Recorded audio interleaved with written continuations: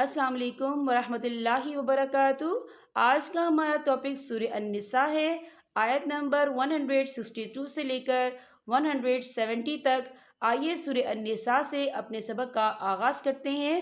شروع کرتی ہوں اللہ تعالیٰ کے نام سے جو بڑا مہربان نہایت رحم والا ہے۔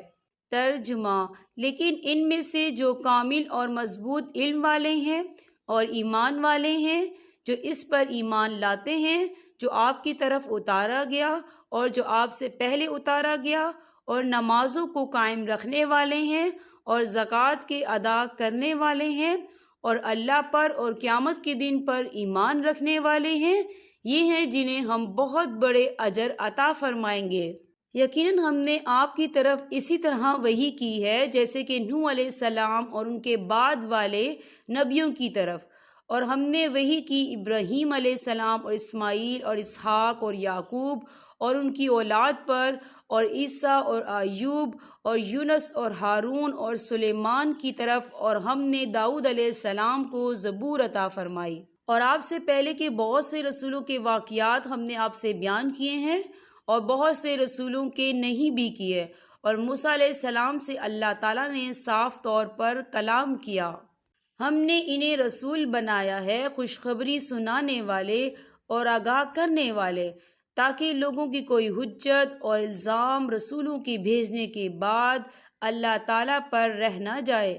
اللہ تعالیٰ بڑا غالب اور بڑا باحکمت ہے۔ جو کچھ آپ کی طرف اتارا ہے اس کی بابت خود اللہ تعالیٰ گواہی دیتا ہے کہ اسے اپنے علم سے اتارا ہے، اور فرشتے بھی گواہی دیتے ہیں، اور اللہ تعالیٰ بطور گواہ کافی ہے۔ جن لوگوں نے کفر کیا اور ظلم کیا، انہیں اللہ تعالیٰ ہرگز نہ بخشے گا اور نہ انہیں کوئی راہ دکھائے گا بجز جہنم کی راہ کے، جس میں وہ ہمیشہ ہمیشہ پڑے رہیں گے، اور یہ اللہ تعالیٰ پر بالکل آسان ہے۔ اے لوگو، تمہارے پاس تمہارے رب کی طرف سے حق لے کر رسول آ گیا ہے، پس تم ایمان لاؤ تاکہ تمہارے لیے بہتری ہو، اور اگر تم کافر ہو گئے تو اللہ ہی کی ہے ہر وہ چیز جو آسمانوں اور زمین میں ہے، اور اللہ دانا ہے، حکمت والا ہے۔ یہاں پر ہمارے سبق کا اختتام ہوتا ہے۔